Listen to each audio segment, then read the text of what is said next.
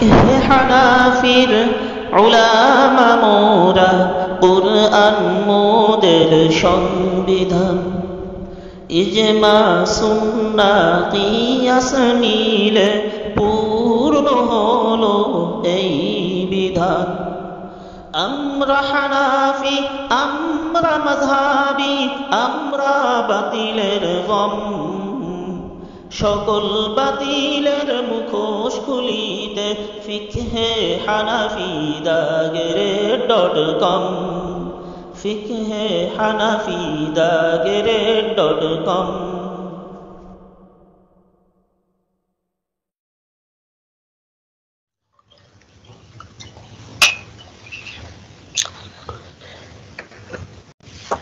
إن الحمد لله والصلاة والسلام على رسول الله أما بعد فقد قال الله تبارك وتعالى في كلامه المجيد وفرقانه الحميد: أعوذ بالله من الشيطان الرجيم، بسم الله الرحمن الرحيم.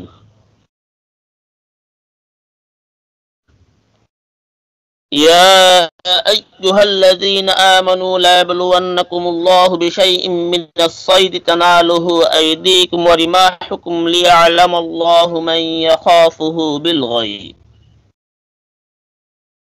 فمن اعتدى بعد ذلك فله عذاب أليم. يا أيها الذين آمنوا لا تقتلوا الصيد وأنتم حرم، ومن قتله منكم متعمدا فجزاء مثل ما قتل من النعم يحكم به ذوى عدل منكم هديا بالغ الكعبة، أو كفارة طعام مساكين أو عدل ذلك صياما ليذوق وبال أمره، عفى الله عما سلف، فمن عاد فينتقم الله منه والله عزيز ذو انتقام. وعن عائشة أم المؤمنين رضي الله تعالى عنها أن رسول الله صلى الله عليه وسلم قال: خمس فواسق يقتلن في الحل والحرم: الغراب والحداءة والعقرب والفارة والكلب العقور، أو كما قال النبي صلى الله عليه وسلم. رواه البخاري ومسلم. আলহামদুলিল্লাহ, মহান জাতে বারি তাআলার দরবারে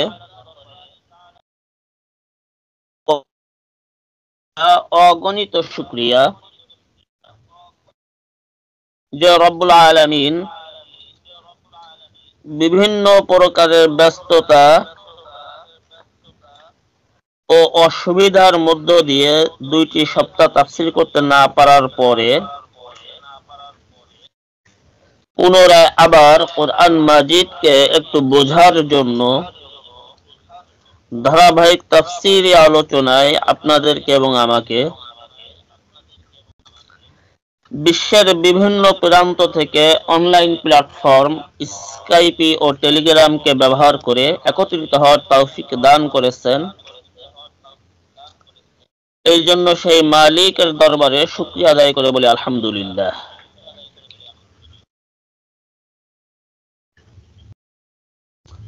আমাদের বিগত সপ্তাহের আলোচনায় সূরাতুল মায়েদার 90 থেকে নিয়ে 93 নম্বর আয়াত পর্যন্ত কিছু আলোচনা হয়েছিল,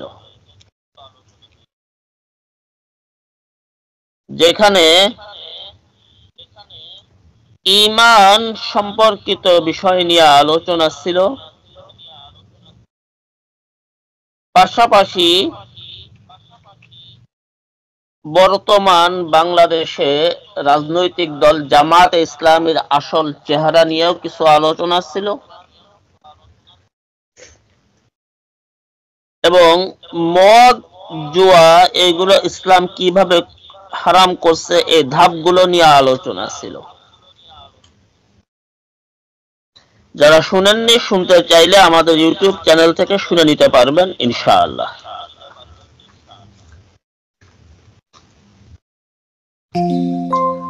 আজ সূরাতুল মাইদার 94 নম্বর আয়াত থেকে অল্প কিছু আলোচনা করা হবে ইনশাআল্লাহ।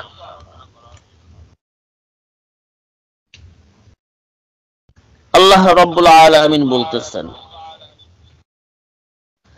يا أيها الذين آمنوا لا يبلونكم الله بشيء من الصيد تناله أيديكم ورماحكم ليعلم الله من يخافه بالغيب فمن اعتدى بعد ذلك فله عذاب أليم।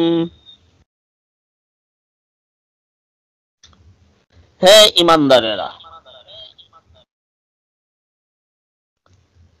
লায়াবলুওয়ান্নাকুমুল্লাহ, আল্লাহ রাব্বুল আলামিন অবশ্যই তোমাদেরকে পরীক্ষা করবেন।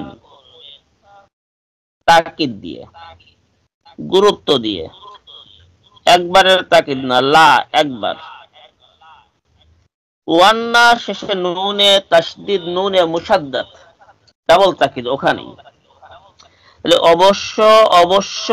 অবশ্যই তোমাদেরকে পরীক্ষা করবেন। কোন সন্দেহ আছে? আল্লাহ পাক সাধারণভাবে কোনো কথা বললেই তো সন্দেহ নেই, সেখানে তাকিদ, গুরুত্ব দিচ্ছেন। একবার না, দুইবার না, তিনবার। অর্থাৎ আরবি ব্যাকরণ অনুযায়ী গুরুত্ব বোঝানোর জন্য যে শব্দটা ব্যবহার করা হয়, এটাকে আরবি ব্যাকরণের পরিভাষায় বলা হয় লামে তাকিদ বা নুনে তাকিদ সাকিলা। আল্লাহ পাক সেটাই ব্যবহার করছেন, সর্বোচ্চ গুরুত্ব দিয়ে বলতেছেন যে আল্লাহ রাব্বুল আলামিন ঈমানদারদেরকে অবশ্যই পরীক্ষা করবেন।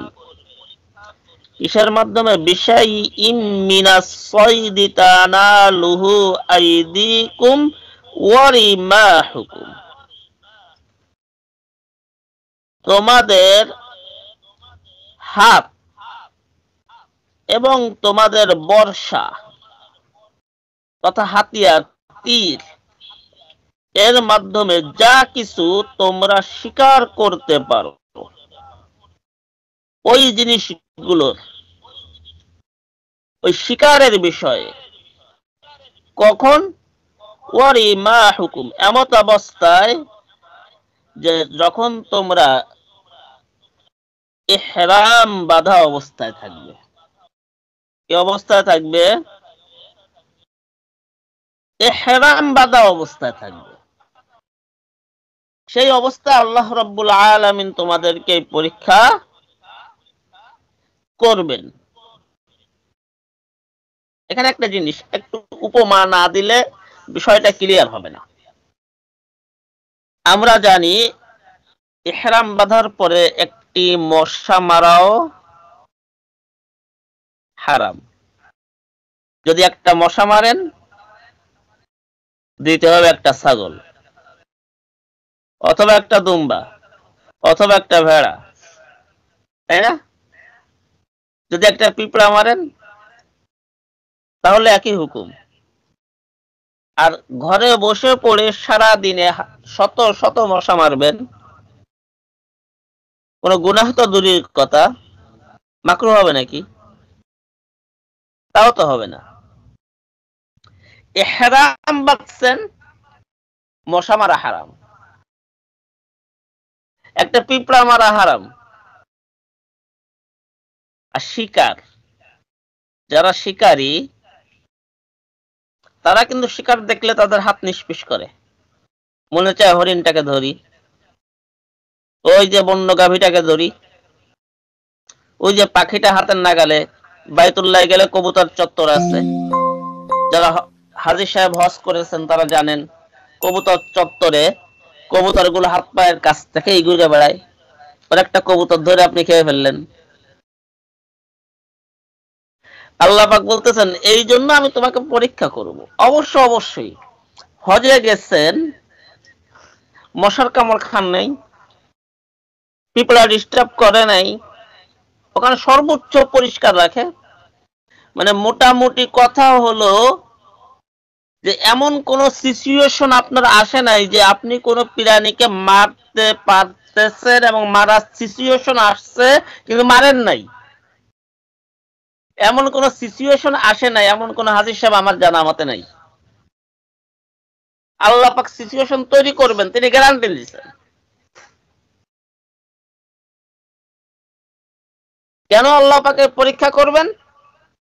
লিয়ালামাল্লাহু মান ইয়াখাফুহু বিল গায়ব, যাতে করে আল্লাহ রাব্বুল আলামিন এটা জানতে পারেন, এটা দেখে নিতে পারেন।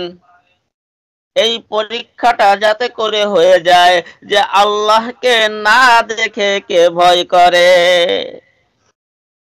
আল্লাহ তো দেখতেছে না, তাই না? আল্লাহ দেখেন না, ডানে বামে সামনে পিছনে তাকাচ্ছে কেউ দেখে কিনা, টাস করে থাওয়াদ একটা মশা মারছে, আল্লাহ দেখছেন না? না, আল্লাহ ওই সময় দেখেন নাই। এই পরীক্ষাটা আল্লাহ ওখানে নিতে চান। ফামান ইতাদা বাদা যালিকা ফালাহু আযাবুন আলীম, কিন্তু এরপরে যদি কেউ সীমা লঙ্ঘন করে তার জন্য রয়েছে অত্যাধিক যন্ত্রণাদায়ক শাস্তি। অত্যাধিক যন্ত্রণাদায়ক শাস্তি। আমি দুই আয়াতের তাফসীর একবারেই করি, এরপরের আয়াতে এই বিষয়টা সংশ্লিষ্ট, এই আয়াতটার একটু অনুবাদ করে নিই। ইয়া আইয়ুহাল্লাযীনা আমানু লা তাকতুলুস সাইদা ওয়া আনতুম হুরুম, হে ঈমানদারেরা তোমরা শিকারীকে হত্যা করো না এমত অবস্থায় যে তোমরা কি করেছো? ইহরাম বেঁধেছো। ইহরাম বাঁধা অবস্থায় তোমরা শিকারীকে হত্যা করো না। ওয়ামান ক্বাতালাহু মিনকুম মুতাআম্মিদান ফাজাযাউম মিসলু মা ক্বাতালা মিনান না'মি ইয়াহকুমু বিহি, তোমাদের মধ্যে যদি কেউ ইচ্ছাকৃতভাবে কেউ এমনটা করে, কোন শিকারীকে হত্যা করে, ফাজাযাউম মিসলু মা ক্বাতালা মিনান না'ম, তাহলে তার জন্য বিধান হলো সে যেমন প্রাণীকে হত্যা করবে তার অনুরূপ একটা গৃহপালিত প্রাণীকে দিতে হবে। বিস্তারিত বিধান আমি একটু পরে বলতেছি, এই মাসালা একটু পরে বলতেছি। ইয়াহকুমু বিহি যাওয়া আদলিম মিনকুম, এবং অনুরূপ গৃহপালিত প্রাণী, এটা নির্বাচন তুমি করলে হবে না, এটা নির্বাচন করবে তোমাদের মধ্য থেকে ন্যায় বিচার সম্পন্ন, যারা সৎ ন্যায় বিচার করতে পারে এমন দুজন ব্যক্তি নির্ধারণ করে দেবে যে তোমার এই প্রাণীর বদৌলতে তোমাকে এই প্রাণী দিতে হবে, তুমি নির্ধারণ করলে হবে না। হাদিয়াম বালিগাল কাবাতি আও কাফারাতুন তুআমু মাসাকিন,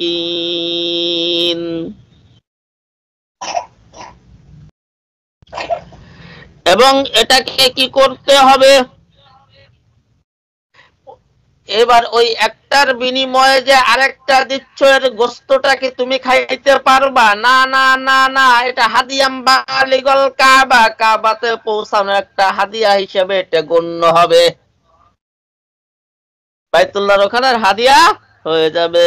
আও কাফারাতুন তুআমু মাসাকিন, অথবা যদি ওই মুহূর্তে পশু না পাও তাহলে এর বিনিময় হবে অসহায় দরিদ্র ব্যক্তিদেরকে খাবার খাওয়ানো। অনেক সময় পশু না পাওয়াও যেতে পারে। কয়জনকে খাওয়াতে হবে একটু পরে বলতেছি। আও আদলু যালিকা সিয়ামাল লিয়াযুকা ওয়াবালা আমরি, অথবা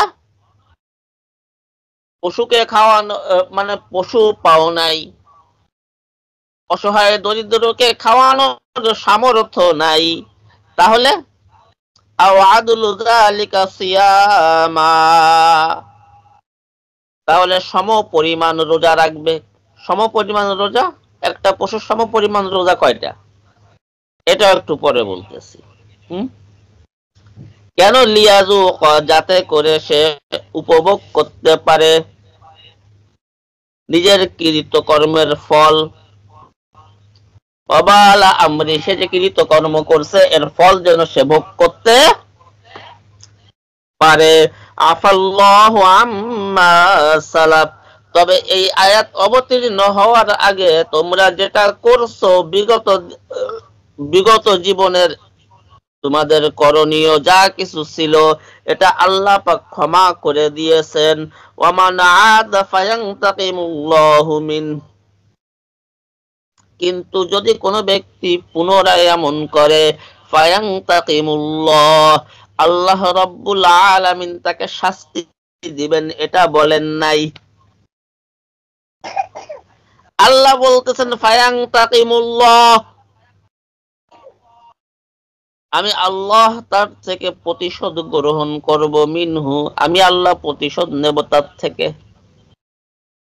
আল্লাহ বলেন নাই যে এরপরে করলে আমি তাকে শাস্তি দেব, কি বলছেন? প্রতিশোধ নেব।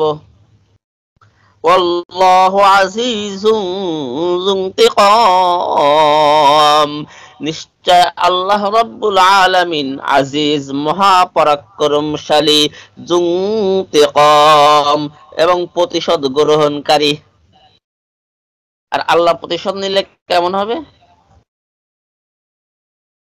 বাদশা যেমন, তার প্রতিশোধও তেমন। এবার একটু মাসালার দিকে আসি।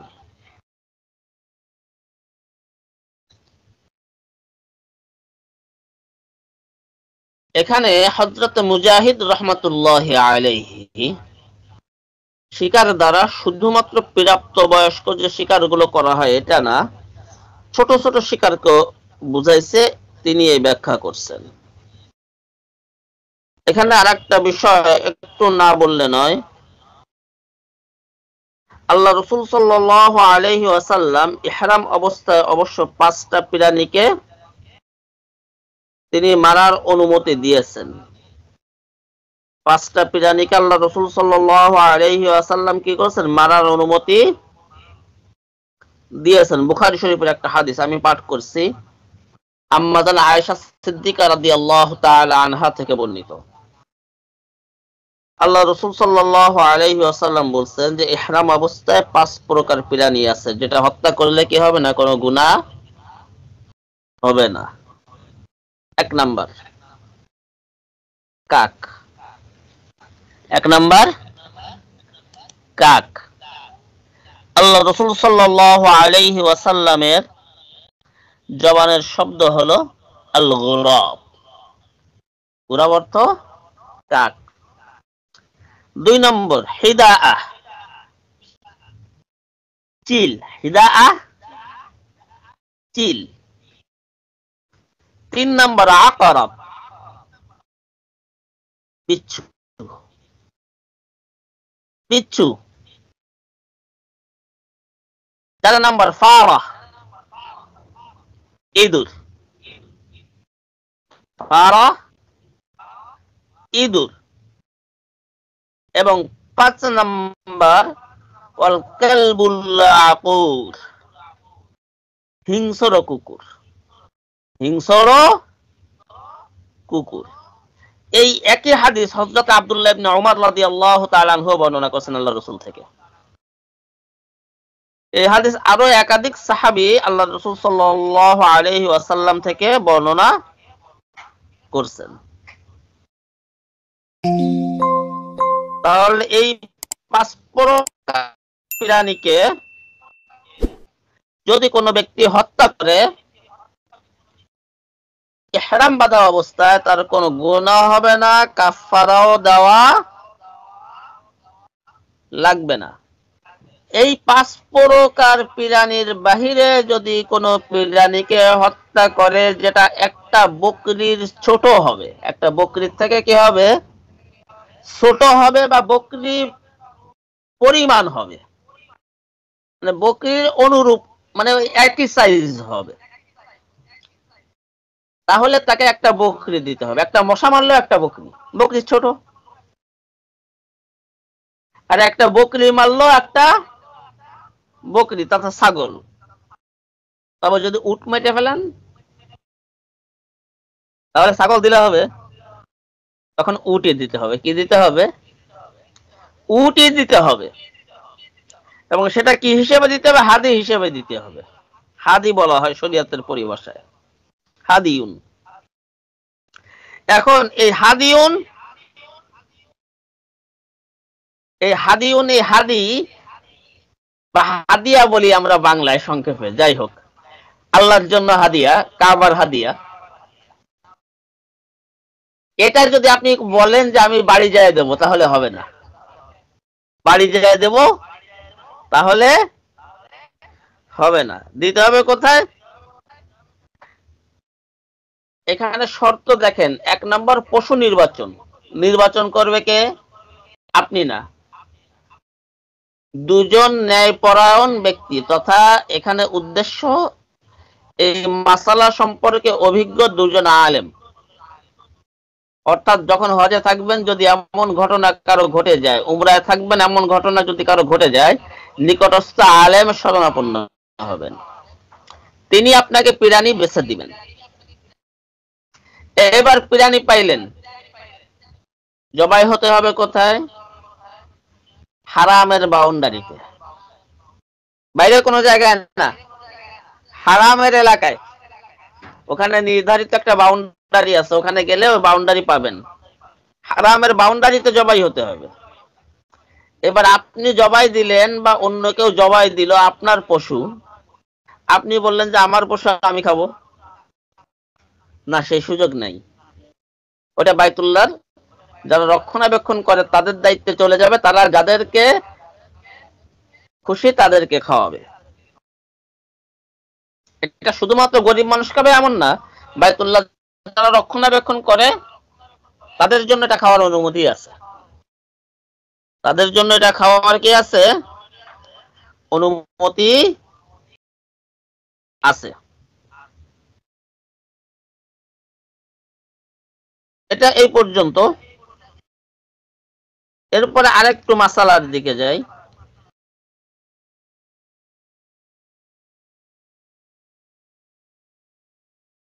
এখন কোন ব্যক্তি পশু পাইল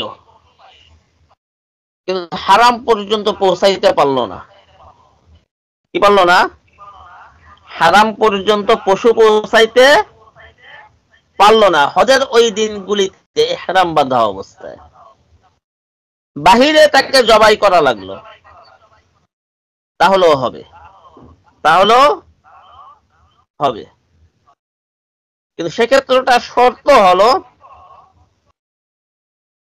যে হারাম পর্যন্ত যদি পৌঁছাইতে না পারে তাহলে হারামের এলাকায় বসবাসরত মিসকিনদেরকে গোশত পৌঁছে দিতে হবে। হারামের এলাকায় মিসকিনদেরকে পৌঁছে দিতে হবে। হারামের এলাকায় বর্তমানে কোনো মিসকিন নাই, সুতরাং আপনাকে জবাই দিলে কোথায় দিতে হবে? হারামের এলাকায় দিতে হবে, ছেড়ে দিয়ে আসতে হবে। এখন পশুই পাইলেন না, পশুই পাইলেন না, তাহলে এক্ষেত্রে কি করতে হবে? এক্ষেত্রে মাসালা হলো, বাড়িতে এসে যদি আপনি 20 জন মিসকিনকে পেট পুরে এক বেলা খানা খাওয়ান, কোন কোন মুজতাহিদিন বলছেন 2 বেলা, 2 বেলাটাই সত্তর কথা। অর্থাৎ 20 জন মিসকিনকে, যারা যাকাত খাওয়ার উপযুক্ত এমন ব্যক্তিকে 2 বেলা পেট পুরে যদি খানা খাওয়ান, আপনার কাফারা আদায় হয়ে যাবে। ওই একটা মশা মারার শাস্তি কিন্তু এটা, বুঝছেন? এরপরে আসেন, এই সামর্থ্য নাই আমার, এখন আমি কি করব?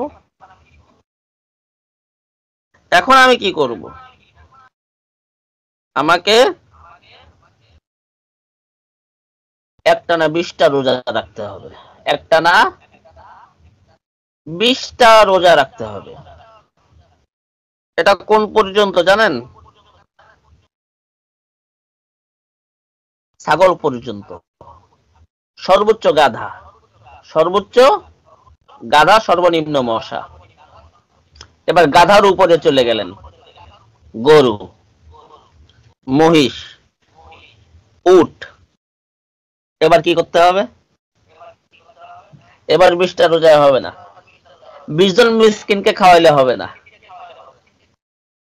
এবার 30টা রোজা অথবা 30 জন মিসকিনকে খাওয়াইতে হবে। এবার 30টা রোজা অথবা 30 জন মিসকিনকে খাওয়াইতে হবে। এটাই মাসালা, এটাই সংক্ষিপ্ত মাসালা। এরপরে আসি, একটু অনুবাদ করে সামনে আগাই। আল্লাহ রাব্বুল আলামিন বলতেছেন 96 নম্বর আয়াত,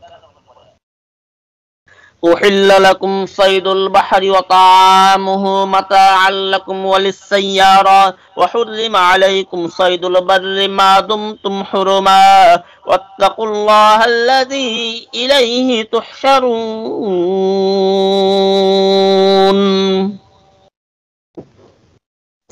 তোমাদের জন্য আল্লাহ রাব্বুল আলামিন বৈধ করেছেন সমুদ্রের শিকার, সামুদ্রিক শিকার যেটা, এটাকে আল্লাহ রাব্বুল আলামিন বৈধ করেছেন। তথা সমুদ্রের যত প্রাণী পাওয়া যায় যারা পানিতে বসবাস করে, পানি ছাড়া বাঁচতে পারে না। মূলনীতি হলো 2টা। 1 নম্বর, পানিতে জলজ প্রাণী হওয়া লাগবে। 2 নম্বর, অধিকাংশ মুসলিম জেলে ওটাকে আমাদের পরিভাষায় মাছ, আরবদের পরিভাষায় সিমাক, ইংরেজদের পরিভাষায় ফিশ, পাকিস্তানিদের পরিভাষায় মিছলি, যেখানে যেভাবে আর কি মাছ হিসেবে বলে। অর্থাৎ ওই রাষ্ট্রের অধিকাংশ মুসলিম জেলেরা ওটাকে মাছ বলা লাগবে এবং তার বসবাস পানিতে হওয়া লাগবে। এই জাতীয় সকল জলজ প্রাণী আল্লাহ রাব্বুল আলামিন আমার আপনাদের জন্য হালাল করে দিয়েছেন। ওয়া তাআমুহু মাতাআল লাকুম ওয়া লিস-সাইয়ারা, আল্লাহ পাক এটা খাওয়া আমাদের জন্য বৈধ করেছেন এবং এটা আমাদের ভোগ সামগ্রী হিসেবে দিয়েছেন। শুধু আমাদের জন্য না, মুসাফিরদের ভোগের জন্য এটা আল্লাহ পাক দিয়েছেন। তবে শুনে রাখো, ওয়াহুররিমা আলাইকুম সাইদুল বাররি মা দুমতুম হুরুমা, এমনকি এই সমুদ্রের প্রাণী মাছ শিকার করা, মাছ খাওয়া, মাছ শিকার করা, এটা ইহরাম অবস্থায় বৈধ। কিন্তু ওয়াহুররিমা আলাইকুম সাইদুল বার, তবে জমিনের শিকার, স্থলভাগের শিকার যখন তোমাদের উপরে হারাম করা হয়েছে, কতক্ষণ? মা দুমতুম হুরুমা, যতক্ষণ তোমরা ইহরাম বাঁধা অবস্থায় থাকবে। ওয়াত্তাকুল্লাহাল্লাযী ইলাইহি তুহশারুন, ওই আল্লাহকে ভয় করো। আল্লাহ পাক বলতেছেন ওই আল্লাহকে ভয় করো, যে আল্লাহ পাকের নিকটে তোমাদের সবাইকে একত্রিত হওয়া লাগবে, একত্রিত করা হবে।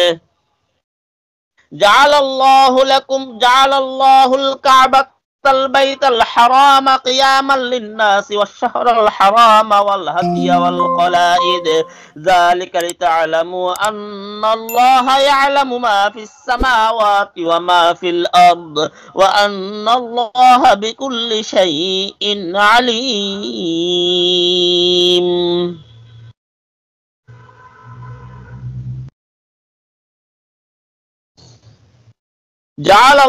আল্লাহ রাব্বুল আলামিন নির্ধারণ করে দিয়েছেন আল কাবাতাল বাইতাল হারাম, পবিত্র গৃহ, সম্মানিত ঘর কাবাকে,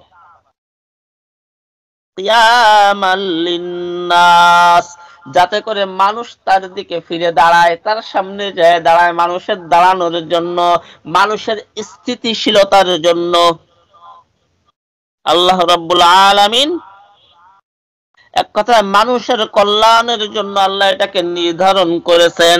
ওয়াশ-শাহরাল হারাম, এবং হারাম মাসকে নির্ধারণ করেছেন। হারাম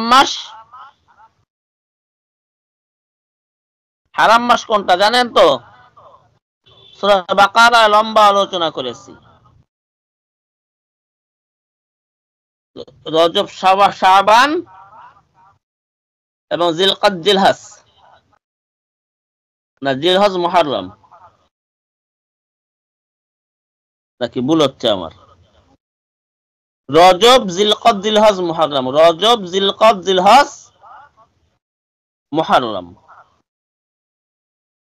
এই 4 মাসকে বলা হয় হারাম মাস। আর রমজান তো আলাদাভাবে হারাম, এই 4 হারামের ভিতরে না।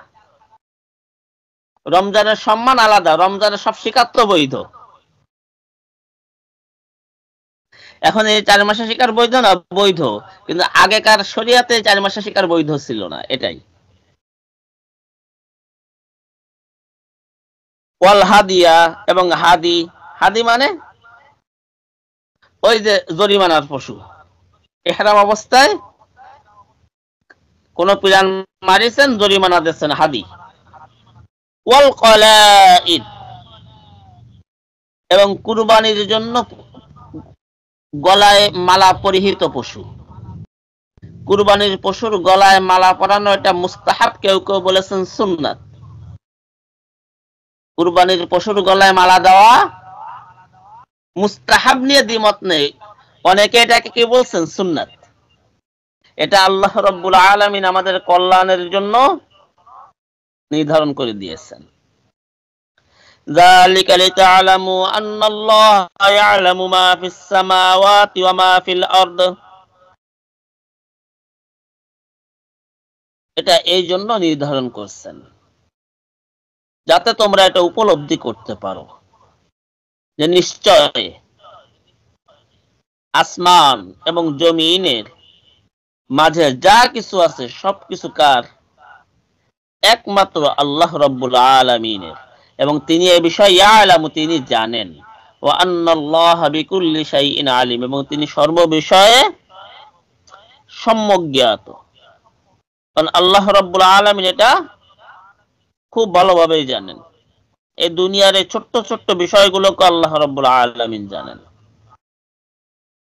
ইয়ালামু, সুতরাং তোমরা ভালো করে জেনে নাও, আন্নাল্লাহা শাদীদুল ইকাব, নিশ্চয় আল্লাহ রাব্বুল আলামিন শাস্তি দানে কঠোর। শাস্তি দেওয়ার ব্যাপারে তিনি কঠোর, কিন্তু এই পর্যন্ত শুনে আবার ভয় পায় না। ওয়া আন্নাল্লাহা গফুরুর রহিম, আর নিশ্চয় আল্লাহ রাব্বুল আলামিন ক্ষমাশীল এবং দয়ালু, সীমাহীন দয়ালু। যদি ক্ষমা নিতে পারো তাহলে শাস্তির ভয় নাই, ক্ষমা নিতে পারলে দয়া পাবে, আর ক্ষমা নিতে না পারলে কঠোর শাস্তি। দয়ার সাগরের কাছে, দয়ার মালিকের কাছে দয়া ভিক্ষা চেয়ে ক্ষমা প্রার্থনা করলে যদি ক্ষমা পেয়ে যায় শাস্তি নাই, আর ক্ষমা না পেয়ে গেলে কঠিন শাস্তি। মা আলা রাসূলি ইল্লাল বালাগ। রাসূলের দায়িত্ব তো শুধুমাত্র পৌঁছে দেওয়া। আল্লাহ বলতেছেন, আমার কথা না। রাসূল চলে গেছেন, নায়েব রাসূল হিসাবে উলামায়ে কেরামের দায়িত্ব শুধু পৌঁছে দেওয়া, এর থেকে বেশি কিছু না। ঘোষণা কার? আল্লাহ।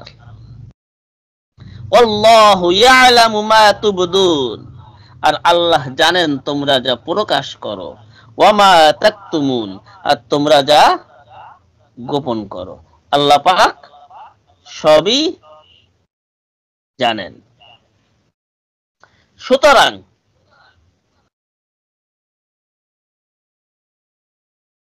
উলামা কেরাম যখন কোরআন ও হাদিসের কথা বলবেন আল্লাহ রাব্বুল আলামিনের পক্ষ থেকে, যদি আমার মতের বিপক্ষে যায়, খবরদার আলেমের উপরে যেন কখনো চড়াও না হই, রাগান্বিত না হই। কুরআন ও হাদিসের কথা বলার কারণে আলেমের উপরে যদি রাগান্বিত হই, এই রাগটা আলেমের উপরে নয়, আল্লাহর বিধানের উপরে, রাসূল সাল্লাল্লাহু আলাইহি ওয়াসাল্লামের পবিত্র বাণীর উপরে। আর কুরআনের কোন আয়াত, রাসূলের কোন হাদিসের উপরে যদি কেউ বিরক্তি প্রকাশ করে, তার ঈমান চলে যাওয়ার আশঙ্কা থাকে। আর যদি অস্বীকার করে, ঈমান চলেই যাবে, গ্যারান্টি। যেন আল্লাহ রাব্বুল আলামিন আমাদের সবাইকে সহিহ বুঝদান করুক, বলেন আমিন। সুবহানাল্লাহি ওয়া বিহামদিহি, সুবহানাকাল্লাহুম্মা ওয়া বিহামদিকা, আশহাদু আল্লা ইলাহা ইল্লা আনতা। ছিল না বুঝ, ছিল না জ্ঞান, হাদিস পড়িনি কোরআন, কিন্তু আজ শিখতে চাই। হয়েছি সাংসারিক কর্মজীবী, অন্য পেশা বা ব্যবসায়ী, শেখার ফুরসত নাই। সমস্যা সমাধান দিনের শিক্ষা নিয়ে হয়েছে যার আগমন। তালিমুল ইসলাম অনলাইন মাদ্রাসাতে সবাইকে শুভেচ্ছা স্বাগতম, সবাইকে শুভেচ্ছা স্বাগতম।